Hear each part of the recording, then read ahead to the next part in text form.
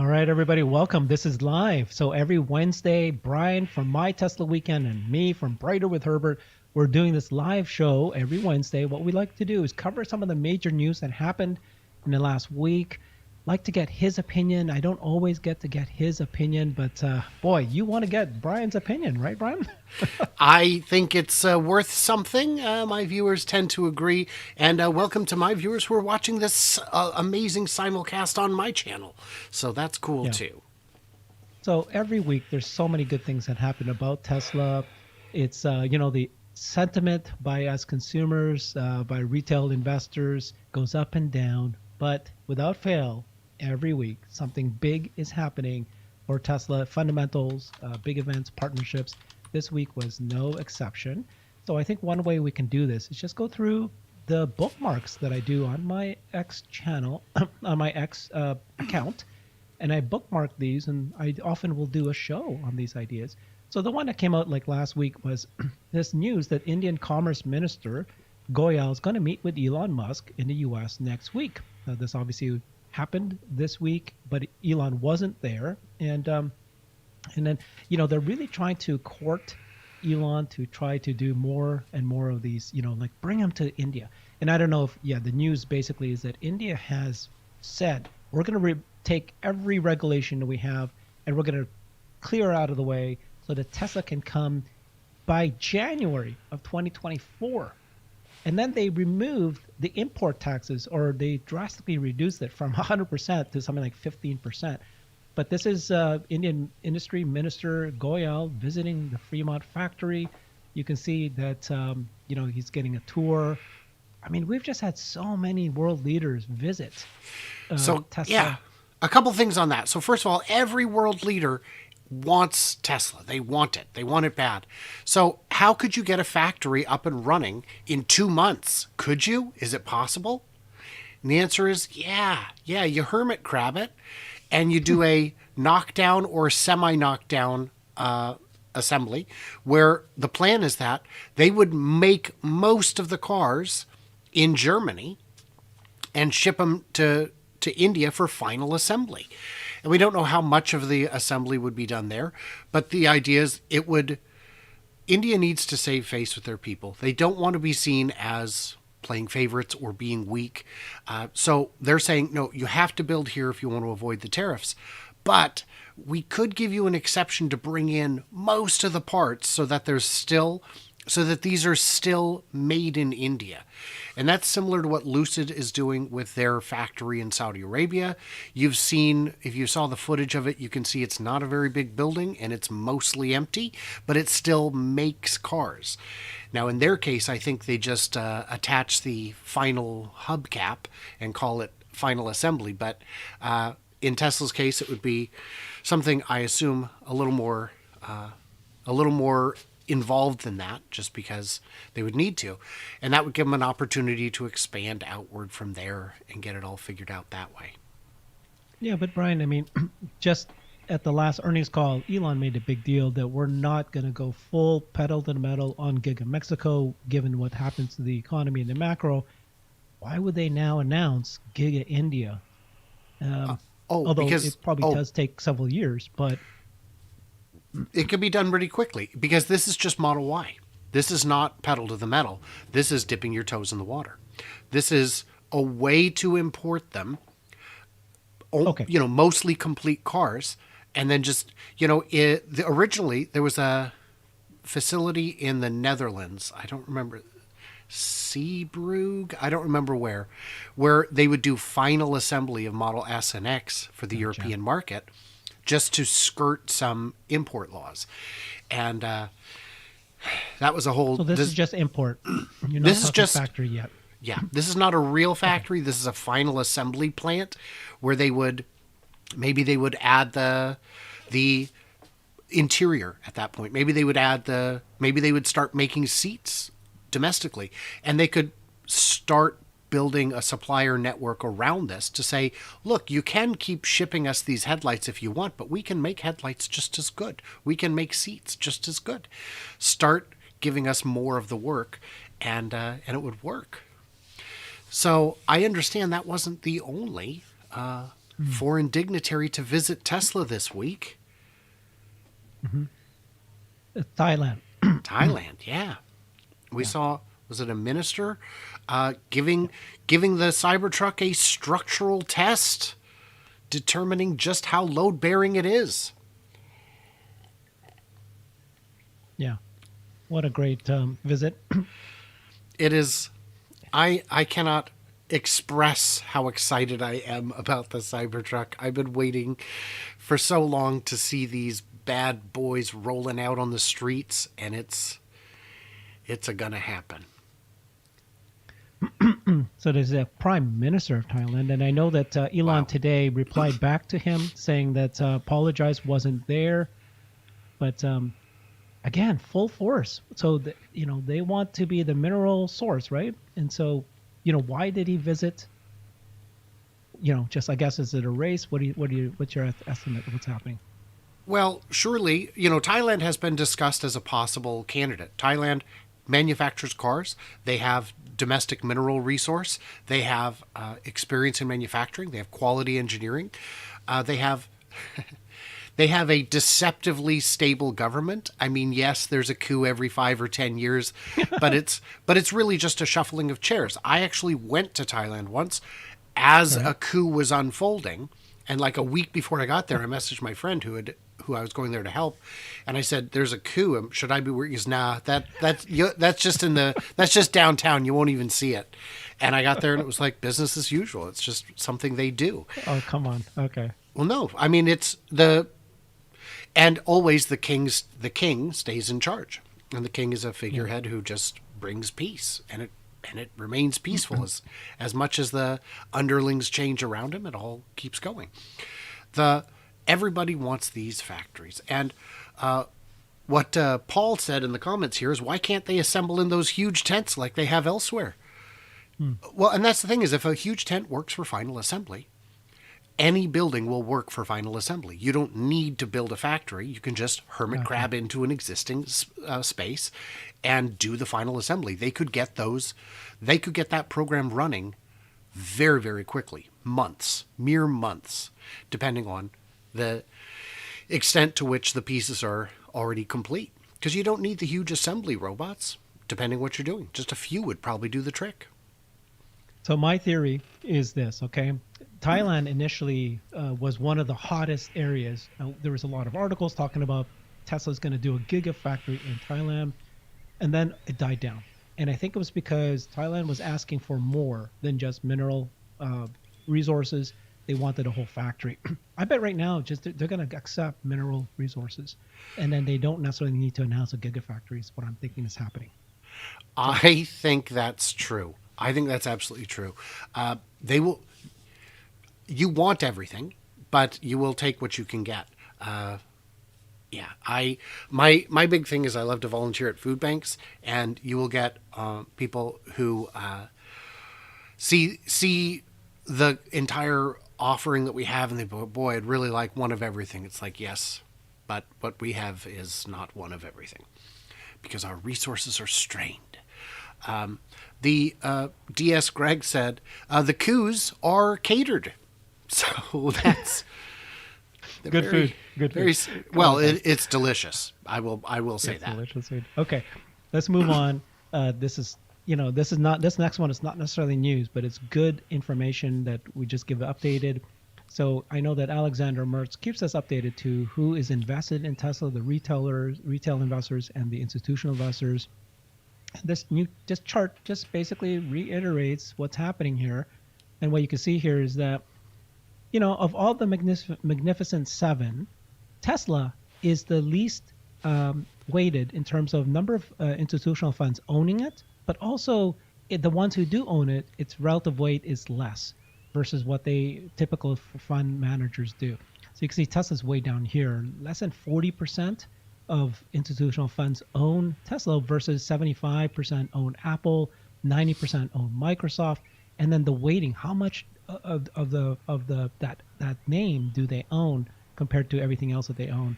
And you can see that just Tesla's way down there. So, it's just something we know. It's retail held, and I think that 40% is what percentage of outstanding shares are held by institutional. And if Microsoft is over 90%, that's amazing. I wonder why that is. That seems really high.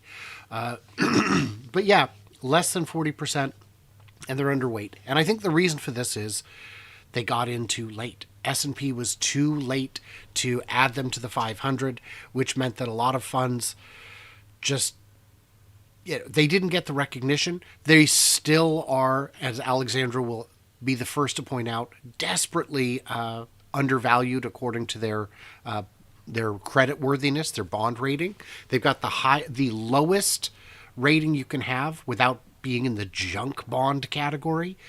And yet they've got very little debt compared to anyone else. They've got very strong margins, very strong revenue, very strong cash flow. They are not at risk. The people who used to always say Tesla is not long for this world, they will go bankrupt. In 2019, they had a case. They could say, look, they've got billions in convertible bonds coming up, and if the share price is too low, they're going to have to come up with the cash. The share price was high enough, it converted to shares instead of cash. And they had long-term debts they had debts that were coming due that they did not have an immediate capacity to pay. They would have to renegotiate them. And then, of course, the cash flow arrived and everything changed. The notion that Tesla is in any danger of bankruptcy over the next 2 to 5 years is approaching zero. Well, while we're complaining that institutional firms still don't buy Tesla, it's good news for us. It's good news for us retail investors who are in now. It means that there's more money as macro improves will come in from the sidelines. Many people are already thinking that it's going to happen in the next several months, and then firms will eventually start putting money into Tesla because of its strength in its balance sheet. And then as the story unfolds beyond just electric vehicles and onwards. So I just I'm just looking at it as a glass half full kind of thing, and optimistic about the future. Well, and I did see a comment here from Dular. I'm not sure if I'm saying the name right. Elon doesn't play well with the fund managers. Yeah, that's for sure. Yeah, we know that earnings calls is his biggest weakness, but it doesn't give a crap, right? Right, Okay. and there's no whining and dining, I'm sure. Right. I talked to Andrea James, who actually was an investor relations person for Tesla, worked directly for Elon Musk, and I asked them, as investor relations for Tesla, what do you do? Do you actually go and wine and dine, do this? And of course, the answer is yes. They pick and choose who they want to go to, but basically, their job is to reinforce the story that they want to communicate to these investors. And something big happens, they want to make sure that they understand the real facts. And so rest assured, us retail investors, that even though we read a lot on the news and we know that mainstream media kind of distorts the story, investor relations for Tesla on the back end is doing one-on-one phone calls with the large institutional funds, letting them know the real story. So that's part of their job. All right, so this article came out. Sawyer reported last week. S&P Mobility did a very large study, and it looks like that affordability is the number one issue why people are not buying EVs, and range and charging concerns is the second reason for it. So, nothing that we don't know already. That is absolutely true. That's why cost has to be brought down. People can't buy the car; they don't care. The second thing is range and charging, and that's why all the news we're about to go through with, BP and now EV Group buying superchargers and investing in superchargers, that's why it makes a difference. Yeah. Yep. I would agree with all that. It's been a big week. In the comments, I'd like you guys to start giving us some quick chats. What are some topics that we should be covering? Because, when you first started having me on your show, you would say, I can't believe it, Brian. There's news every time you're on. And yep. I'm telling you, my friend, it is every day. It is every day. Okay, so here's exactly what we were just talking about just this week as well. SAIC announces that they're going to begin supercharger charging network cooperation with Tesla China. This one, I missed this one. Oh, did you? So, wait. Starting in late 2023, that's now, EV owners of vehicles such as SAIC's GM's Cadillac and Buick will be able to access supercharging stations through the Tesla app in China. Yeah, I missed this. Yeah. It's just a software switch. They can update the chargers over the air to allow it. So it's everybody in China is already using one plug. They have they all have the 7-pin Chinese standard. I forget the name of it. And so already, a Tesla can charge at any station in the country. I didn't realize that superchargers were restricted by brand. And it's possible that they will take on more partners. But this makes sense for SAIC, and I guess it makes sense for Tesla too. Yep. So it looks like here Alex Voigt points out that SAIC is a Volkswagen partner. Is Volkswagen going to join the Tesla supercharger network in the U.S.? So they have not yet. They're one of the few. They're the biggest of the remaining names, and it's starting to get a little uncomfortable, guys. What are we doing here? I mean, Lucid's already on board, which is great because they were running out of places to charge, I'm sure. But if everybody's making the switch, I don't know what's holding Volkswagen back. It's over. It's done. Just get it done. Okay. This is two photos of from Joe Tegmeyer of Cybertruck castings. On the left is November 8th. On the right is November 10th. So you can see that they're just pumping these things out. This guy named Luco Greco says that he was told that the second 9,000-ton Giga press for the Cybertruck will be ramped up by first quarter 2024. Now you're going to have one machine dedicated to the rear castings and one to the front. It seems that the ramp up is going well. How did you interpret this report by Joe Tegmeyer? I was very confused. I thought both machines were already running. It's a very complicated process to change out the dies. Well, I mean, it's a simple process, but the dies weigh an astronomical amount of weight, and it's quite fiddly to change them.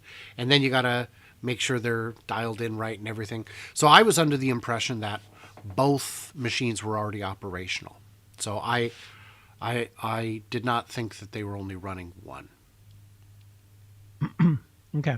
Another thing that happened this week, and I reported on it, is that Ron Barron was interviewed on CNBC yet again. He comes out there quite often. He made a few comments. One comment that he made was that, just wait until the $25,000 compact car comes out. It's going to be a pretty big deal. And then there was a part when he kind of said something like, the next CEO's Chinese Asian, and that he was just talking about how it's important for Tesla to maintain a good relationship with China, and that they do already today. What did you take on that? So the whole China thing to me is I feel it's pretty overblown.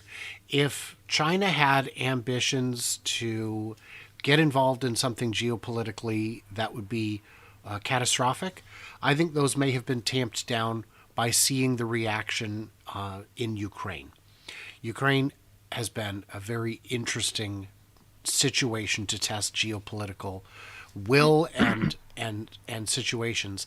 And I think China's economy is sufficiently precarious that they are too dependent on trade partners. An old saying, when trade crosses borders, soldiers don't. Something like that. I'm sure I'm butchering it, but I think China is too successful at dominating the world economically to risk it by trying to create a military problem. And I think things will just keep inching steadily forward as they have for the last 20, 30 years with China.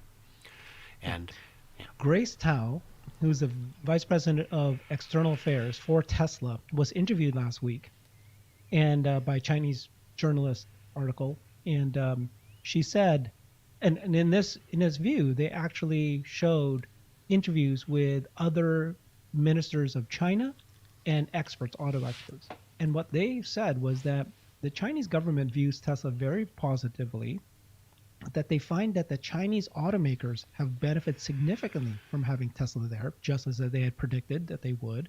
That, the Tesla being there and being the very first company that they ever allowed not to be a joint partnership, but be fully owned by Tesla, that it benefited the other Chinese automakers.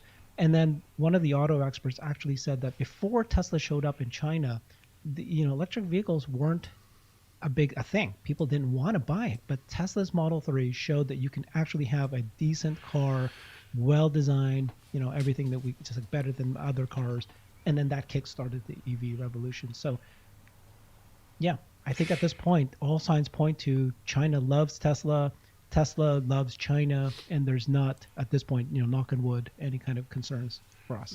There was a issue we talked about on a show that you and I recorded that I don't think is out yet, that I was going to bring up and then I forgot, which is that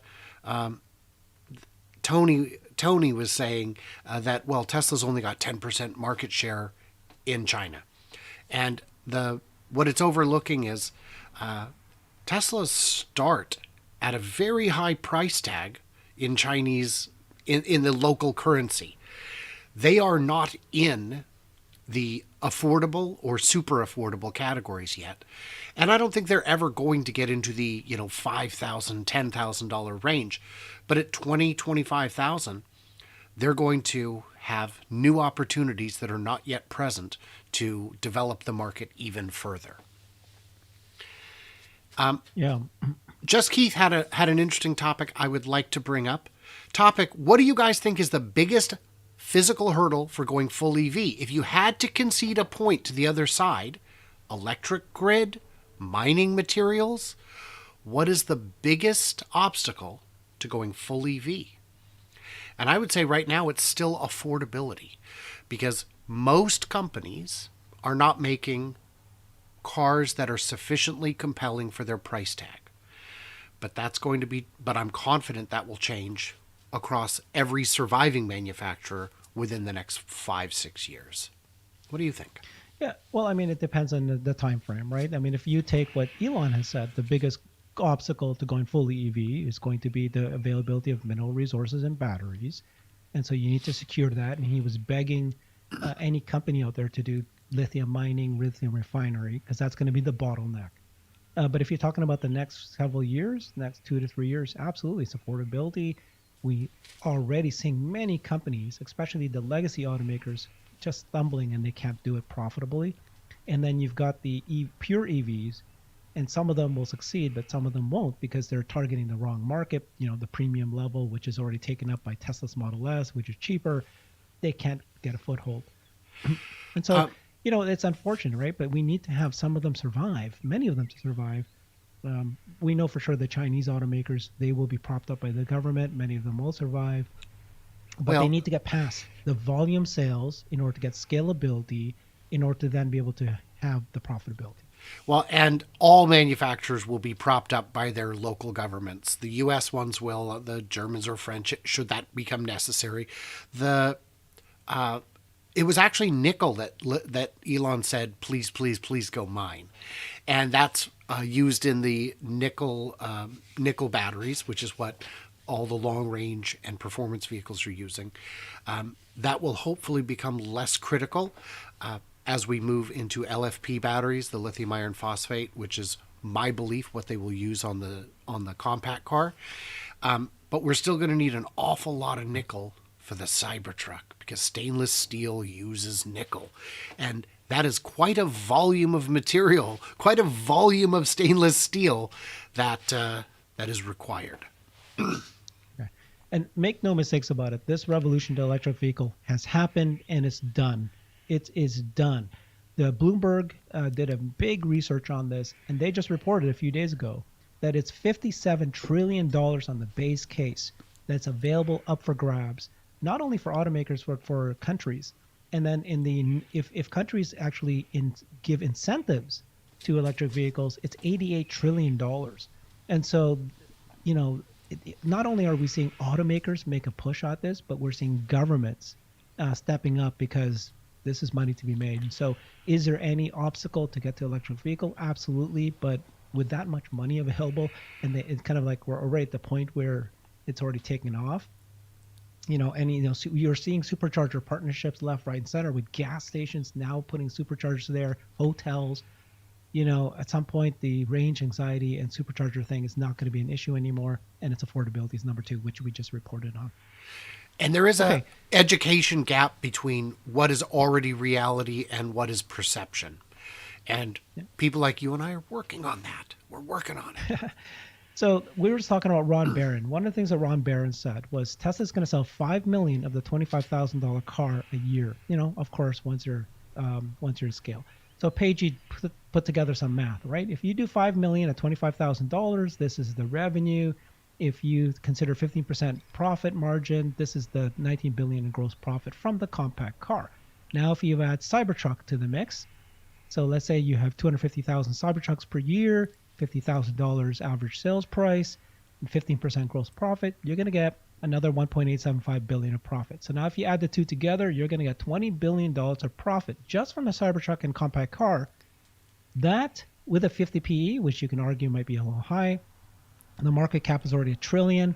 The stock price just from those two new car segments, once at a scale, is 320, which is where we're at today. So And that's just have to be fascinating. patient. That's fascinating. I would agree with you that 50 is too high, but even cut it in half, you're still looking at an added 160 just from those two products that are not yet out, because you've still got your Model Y, your Model S, your 3-year stationary storage, which is big and growing. That's interesting math. And while I would say the 4 to 5 million on the compact is a little optimistic today because we don't know what it's going to even be, the 250 for Cybertruck is low. I'm just going to tell you, when ramped, it's going to be like the Model Y, where they build them, and if people buy them, they'll just keep putting in more lines and selling more of them all day. And yeah. All right, more news this week. This is Alex Voigt. He keeps track of everything happening in Germany and Europe. He says that Volkswagen, according to a media report, is by next week, which is like now, soon, they're going to lay off 20,000 employees. That's big. That's commitment. Yeah, that's. Yeah. But they're not doing it that's for already fun. too They're much doing words it here. because they've got problems. Yeah. And Exactly. that's So, I mean, just the managers meeting, right? yeah. That's a lot of people. You might be a little management heavy, guys. Yeah. All right. Another beautiful chart here from Alex that he reported on. So it shows that in China, the European car brands and the foreign brands, anything that's not Chinese auto, is just drastically dying in China. They're not able to sell in China. So you can see here from 2019 to 2023, 16% of the entire Chinese auto market went back to Chinese companies, and they lost to them. So if you look at this table here, it's a little confusing, but basically the green line here is the foreign brands market share in China. And then the blue line is European brands specifically, not all the other like American brands too. And then basically there's two scenarios. You know, if the scenario one is that if the foreign brands are able to create significant amount of good compelling EVs, and then the scenario two is that if they can't produce these things, regardless of what happens, they're just going to lose share anyways. This is the projection. Look what's happening to them. So we know that the American brands are just struggling so badly in China that they're partnering with the Chinese companies. And then the European ones, they're pretty well dead out of the water at this point. Now, I wonder, are we calling Tesla a foreign brand in this equation or a domestic brand? Because it is made domestically. And I wonder how much that would change the trajectory of those lines. Yeah, that's a good point. I don't know. Don't know. Next up here is Bloomberg had this another Bloomberg article talking about. Actually, this is the same article I just mentioned. Yeah, this is the one. And it's interesting. They're talking about EV sales will hit 57 trillion by 2050. But look at this. Look at this chart. This is so conservative. They think that by 2030, the black bar here is battery electric vehicles will just be around 30 million. So it's their conservative view. And then the yellow is internal combustion engine. So so that's roughly just a hair over 30% penetration. The EVs are already at 30% in China. And Yeah. Europe has big bans coming in by 2035. And parts of the US have big bans coming in as well, in California and Washington and New York and I don't remember Vermont. There's, I think, 12 states now that are in on it. And as those states go, so goes the market. Those are very big car markets, and they've historically been able to push the needle, move the needle, as it were. And then if you're saying, well, there's only bans in Western Europe and most of the US and all of China, that's only really three. Guys, that's like 85% of the cars sold. Because So today, 10% of all cars sold today globally is already electric vehicles. yeah, And so the thinking that by 2030, which is 6 years from now, 7 years from now, it'll only jump from 10% to 30% globally. That's not the way it works. Normally, once you hit 10%, it's like boom. And that's what we're seeing in China. That's what we saw in Norway. That's what we're seeing in the other countries that are leading. Are you sure it's 10%? I had read 2020 was 10%, 2021 was 14, You're right. I think 2022 it's 1 in 5, was right? 17, or Yeah. 21 was 10, 22 You're was 14. You know what I did? 10% is what is happening in the U.S. Globally, it's 1 in Right. 5, which is 20%. Yeah, yeah, and the people saying it's slowing down. Come for a ride. Tell me where to meet. We'll meet and Well, come for a ride and the issue experience is the not- difference. It's who can make it and how much you can make. And really, Tesla's the global leader, and China is able to pump them out. And so those are the two. They need to make more. And that's Yeah. what's going to slow down adoption. So this is for fun. Omar said, hey, Elon and Ashok, anyone else on the Tesla team, any guess on when customers might first be able to try out FSD version 12? This is the end-to-end all neural network. And Elon said 2 weeks. Did you take that as a joke? Or do you think that it might work? Some people are saying this is real because look when he did it, November 12th. So 2 weeks from November 12th is actually the Cybertruck delivery event. Yeah. So maybe. It's possible. I took it as both, which is the only way you can take 2 weeks. I about is doing the heavy lifting here because everything is in about 2 weeks, depending on when you ask. I don't think that's necessarily going to be the date that it happens. Yeah, Raymond saying 2 week joke. Yeah, Raymond is not wrong. Yeah, I don't see it happening. Oh, by the way, I should mention for anyone who is unaware, I am coming up quickly on 50,000 subscribers. I'm only a couple hundred away. Come join the party. Subscribe. The button is free to click. It's a lot of fun. Free to click. Love it. Yeah. So yeah, please follow Brian on My Tesla Weekend. He's amazing. As I owe a lot to him. Thank you so much, Brian. Yeah.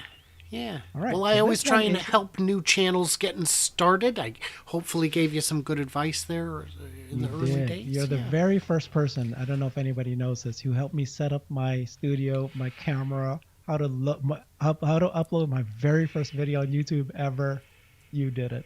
Yeah. Thank Yeah. you, Brian. I'm My buddy. I knew how amazing it would be. Right. Sure you did. Okay. Yeah. I didn't know, so how is that possible? All right, so this is a big news. I think this is very big. So, we've heard that BP invested $100 million to buy Tesla Superchargers for the U.S. This news dropped this week saying British petrol station giant EG Group, so they run gas stations across Europe and also America. They're going to be buying Superchargers from Tesla. So this is the first time that they're going to do it in Europe. They're going to expand from their current 600 chargers today. They have a plan to go 20,000 chargers across 3,600 locations in gas stations. They're going to brand it as EV Point. So they're buying the actual supercharger from Tesla, but they're going to brand it as EV Point. And so yeah, it won't look like this at all. It'll be EV Point. Yeah. So it's a big deal. I mean, again, can you think about this, right? This is the second oil and gas company, gas stations, installing superchargers in the gas stations. Now you can add how many of these. And so once it's in the consumer's mind that I can just go to a gas station, I don't know what you're going to call these things, energy stations. I can get gas, or I can get, let my electric vehicle charged up. There's not going to be a concern about, charging and range anxiety anymore. It's like, yeah, I can go to I can go to many gas stations, energy stations, Yeah, this is my point here too.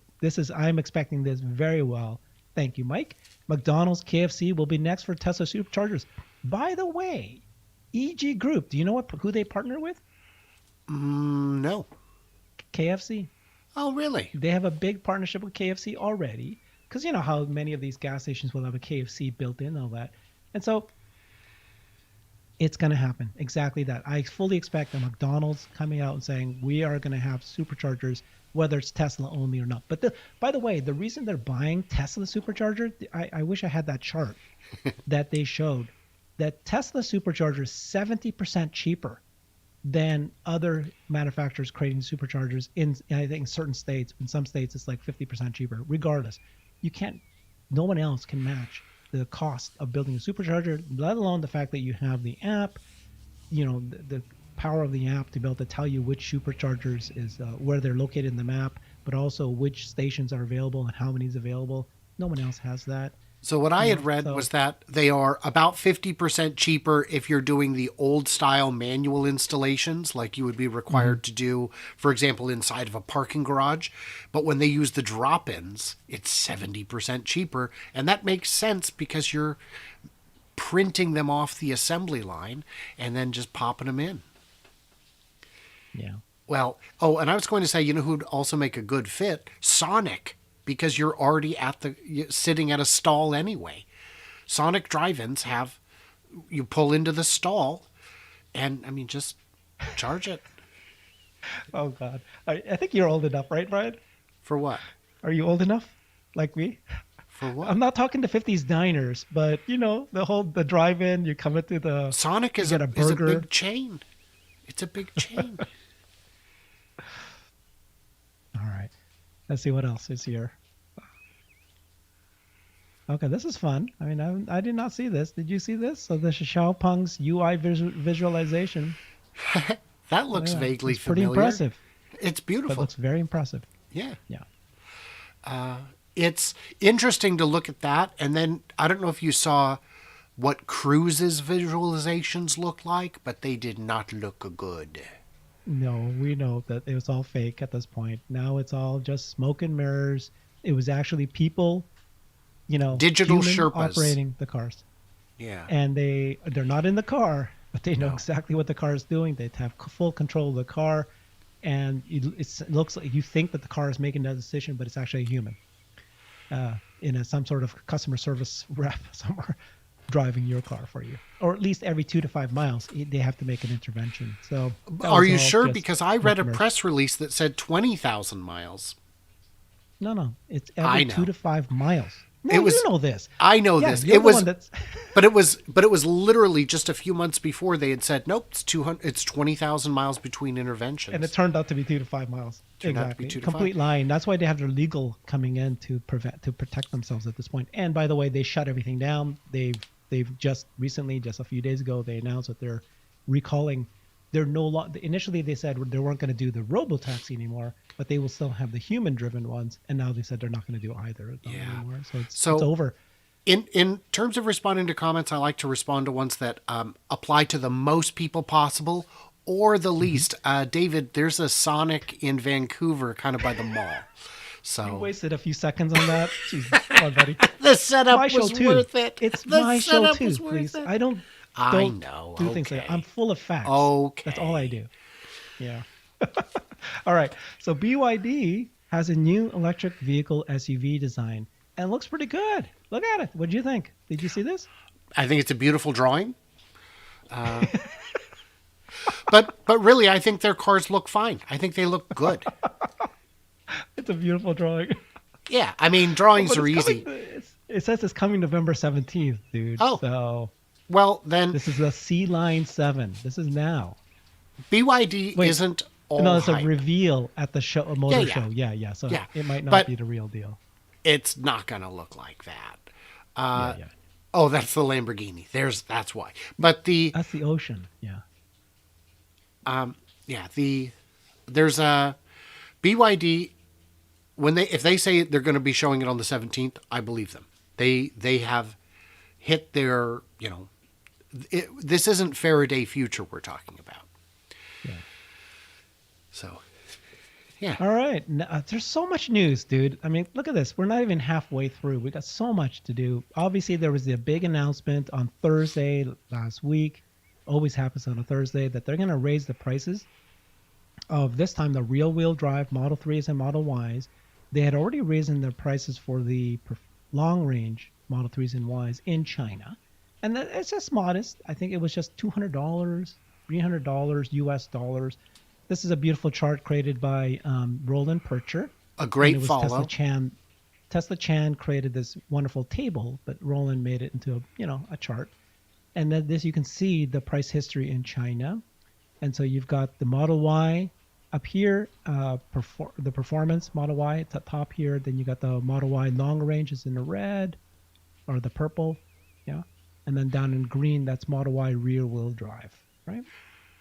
So, you can see that they raised the prices, but it's all very, just this one here. You can't even barely see the blip right here. There was a ridiculously stupid post from one of the usual Tesla Q crowd saying, did you know that a third of the Tesla vehicles sold are sold below the cost of manufacturing, which of course is not true. The lie in the math was the cars that are built in China and sold in China are sold at a cost lower than the build cost in Fremont because they're more expensive to make in Fremont. All the cars are still sold at a profit. It's just that you can make a profit easier when the car was built less expensively. Yeah. The other thing to take note of this chart here is take a look at what the prices are of these cars now. But look at where they were in 2020. Yeah. So it rose up because of the COVID years, and then it went back down. But it's basically, it's like basically where it was way back when. See that? Yeah. So the people complaining about margins, stop it already. Yeah. Stop it. Yeah. And you're still ahead of nearly all your competitors. It's fine. We just reported on this, you and I'll be doing the show tomorrow. So basically, Volkswagen announced that they're going to be building electric vehicles in Mexico. They put $750 million investment. And in 2024, they might bump up even more investment. They're going to retrofit an existing factory that they have in Mexico now. It's the largest auto manufacturing factory in Mexico. They're going to retrofit it. And then 2024, they plan and they hope to create a brand new car, a new kind of vehicle. And the problem is, it does not qualify for the IRA. So I'm so confused, Brian. Just confused. I think what we managed to piece together is it's probably still not using batteries that qualify, which can disqualify the entire vehicle, which is unfortunate and runs a bit counter to the objectives of the incentives. But then again, the incentives were not written by the best thinkers available. So, yeah. All right. And then news this morning is that GM bought, and then this article says, a key Tesla Giga casting supplier. So I'm freaking out. The world is freaking out. What? They bought Tesla's Giga casting supplier? So it's a company called what is it now? I don't know if you can read this, but it's a company called TEI, Tooling and Equipment. So they're a sand casting supplier or sand casting company. And it turns out that Tesla has 3 others that they can choose from. So it's not a big deal. Tell everybody what this is about. Well, yeah. So you use the sand casting, I assume, to make the original mold for your part. You don't need those very often, very seldom. And this company was for sale. If Tesla had wanted to purchase it, they would have purchased it. And considering the company could choose, they weren't in distress. They got to choose their buyer. I think they would have chosen Tesla over GM had Tesla been interested. But they just don't need this piece. They got enough sandcastles of their own. I think I read that right. And I just love any headline with snatches in it. What are we doing? I've not ever had a title of my YouTube show called Snatches. I gotta add that. Gotta get better. Snatches.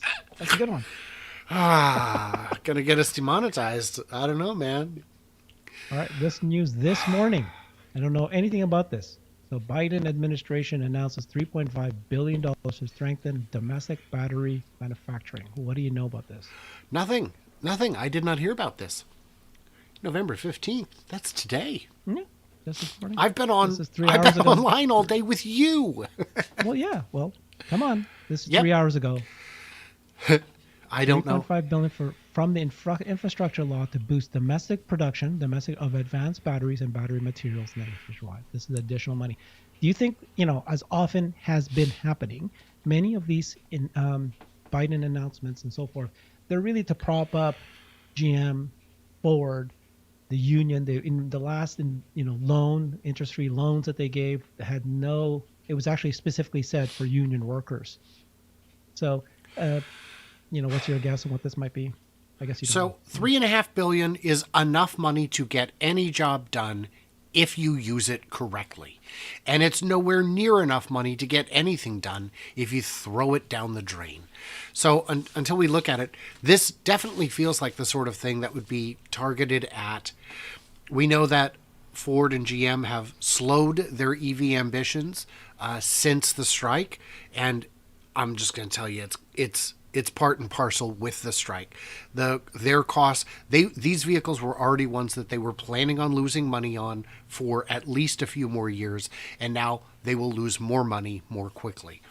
So if your theory is that this is a backdoor bailout, it sounds right to me.